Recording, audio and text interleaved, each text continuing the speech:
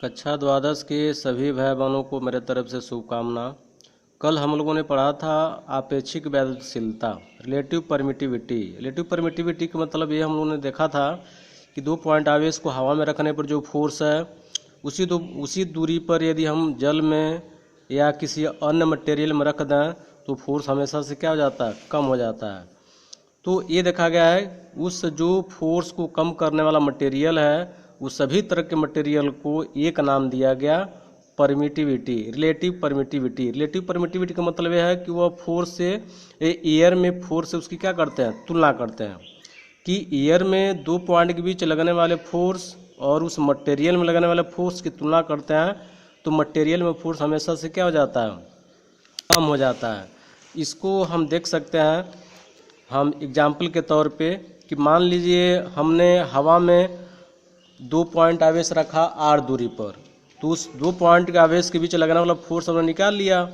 F बराबर 1/4 pi epsilon 0 Q1 Q2 by R square, equation number 1 हो गया। और जब हमने इस पॉइंट आवेश को जल में रखा, उतनी ही दूरी पर जल में रखा, तो फोर्स कितना कम हो गया, 1/81 टाइम फोर्स कम हो गया। लेटस कर लेते हैं तो Fm बराबर 1/4 pi epsilon 0 81 Q1 Q2 by R square. जब हम दोनों इसका रिलेटिव परमिटिविटी निकालेंगे तो हम देख सकते हैं यहाँ पे एप्सिलॉन आर या E R equal to force in air बटा फोर्स इन मटेरियल। तो फोर्स इन एयर और फोर्स इन मटेरियल का इक्वेशन जब रखेंगे बाई करके तो कितना आएगा, एप्सिलॉन आर की वैल्यू 81। तो हमने देखा क्या यहाँ पे, यदि फोर्स 1/81 टाइम कम होता है तो रिलेटिव परमिटिविटी कितनी गुनी बढ़ जाती है, 81 टाइम बढ़ जाता है। और दूसरी चीज़ क्या है कि यदि हम 2 पॉइंट आवेश के बीच में Q1 Q2 के बीच में यदि कोई कंडक्टिंग मटेरियल भर दें, कंडक्टिंग मटेरियल, तो इनके बीच जो लगने वाला फोर्स होगा वो 0 हो जाएगा। वो फोर्स हमेशा से क्या हो जाएगा, 0 हो जाएगा। क्यों? क्योंकि जैसे जैसे हम इंसुलेटिंग से कंडक्टिंग की तरफ जाते हैं, बढ़ते जाते हैं, तो फोर्स और वीक होता जाता है और वीक होता जाता है। जैसे कंडक्टिंग मटेरियल से हम कह सकते हैं कापर या कोई लोहे का पीस दोनों पॉइंट आवेश के बीच में रख दें तो फोर्स क्या हो जाएगा, उसका 0 हो जाएगा। क्योंकि कोई भी स्ट्रिंग नहीं जाने देगा टोटल की टोटल फोर्स को क्या कर लेगा, वो टोटल फोर्स को क्या कर लेगा, वो रोक देगा, अर्थात टोटल 100% फोर्स को परमिट कर लेगा, एक दूसरे को धक्का देना नहीं देगा। तो इस तरह से 2 पॉइंट आवेश के बीच में यदि कोई कंडक्टिंग मटेरियल भर देते हैं तो फोर्स हमेशा से क्या हो जाएगा, 0 हो जाएगा। ये तो हम लोगों ने कल देखा था।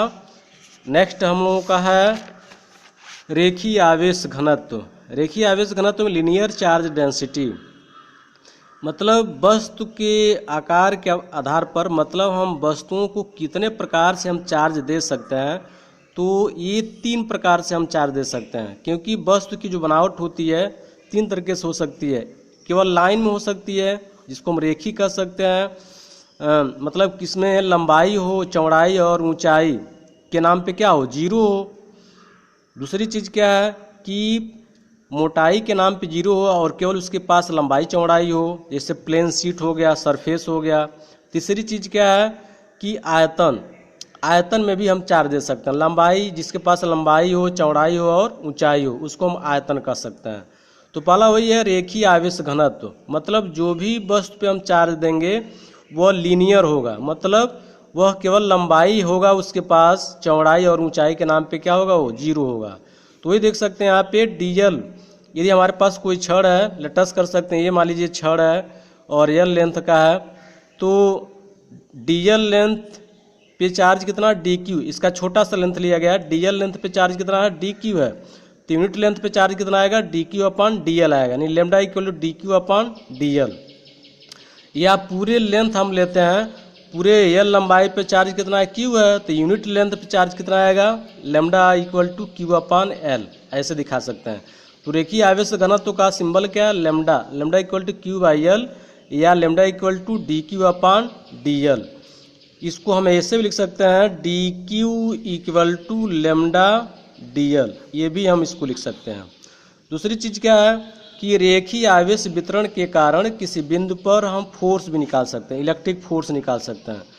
तो electric force due to uniform charge straight wire, ये हमारे प्लेन है एक्स वाई प्लेन में कोई वायर रखा गया है जिस पे प्लस चार्ज दिया गया, माइनस चार्ज भी दे सकते हैं, और उसका एक छोटा सा इन्फाइनेटली स्मॉल लेंथ लेते हैं डीएल। इस डीएल पे चार्ज जो होगा डीक्यू चार्ज होगा, डीक्यू चार्ज। और इससे कुछ दूरी पर हमने एक टेस्ट चार्ज रखा। टेस्ट चार्ज का मतलब ये होता है कि केवल वह दूसरे फील्ड का वो फोर्स फील करेगा, खुद का अपना फोर्स क्या होगा, उसका जीरो होगा।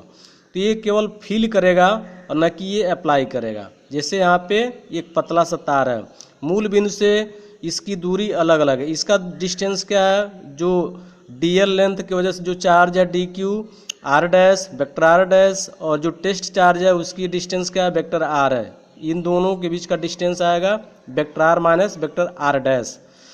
तो अब ये निकाल सकते हैं हम, पूरी लेंथ इसकी एल है, तो इस यूनिट लेंथ पे कितना चार्ज आएगा, तो हम लिख सकते हैं यहाँ पे lambda equal to D Q upon D L, या डी क्यू इक्वल टू क्या हो जाएगा, लेमडा इंटू डी एल। क्योंकि डी एल लेंथ पे चार्ज डी क्यू है, तो यूनिट लेंथ पे D Q upon D L, इसी को हम क्या बोलते हैं, लेमडा कहते हैं। अब यहाँ से इस डी क्यू लेंथ पे जो चार्ज है डी क्यू, इसके वजह से इतनी दूरी पर जो टेस्ट चार्ज है उस पर लगने वाला force D F equal to vector D F equal to 1/4 pi epsilon 0 D Q into Q zero. क्योंकि दो आवेश हम पॉइंट आवेश हो गए, एक डी क्यू हो गया डी एल की वजह से, डी एल लेंथ पे जो चार्ज है डी क्यू, और दूसरा क्या है R minus vector R dash पे जो दूसरा चार्ज है क्यू जीरो, जिसको हम टेस्ट चार्ज करते हैं, इसी पे हमको फोर्स निकालनी है। तो डिस्टेंस कैसे निकालेंगे, ये अंतिम दूरी हो जाएगी और प्रारंभिक दूरी हो जाएगी, तो इनके बीच की दूरी अंतिम माइनस प्रारंभिक, मतलब vector R minus vector R dash. तो वही है कि अब इस पे हम फोर्स निकाल सकते हैं, vector D F equal to 1/4 pi epsilon 0 D Q into Q zero upon vector R minus vector R dash का Q vector R dash vector R minus vector R dash, D F equal to इतना हो जाएगा। अब D Q की जगह पर हम lambda D L रख सकते हैं, यहाँ पे लेमडा डी एल। अब ये तो हो गया केवल डी एल लेंथ की वजह से ये फोर्स निकला। हम चाहते हैं कि पूरे तार की वजह से फोर्स निकल जाए, तो छोटे छोटे लेंथ में इसको बांटेंगे और सबको क्या कर लेंगे, सम कर लेंगे। जो छोटे छोटे लेंथ पे जो चार्ज है उनके वजह से जो भी फोर्स आएगा सबको हम क्या करेंगे, जोड़ लेंगे। और इनके जोड़ने के दो तरीके हमारे पास, समेशन मेथड है और दूसरा क्या इंटीग्रेशन मेथड है। और यहाँ पे वैल्यू रख देंगे तो पूरे लेंथ की वजह से, पूरे लेंथ की वजह से ये हमारा फोर्स आ जाएगा। Thank you. नेक्स्ट वीडियो के लिए हम लोग कल देखेंगे। Thank you.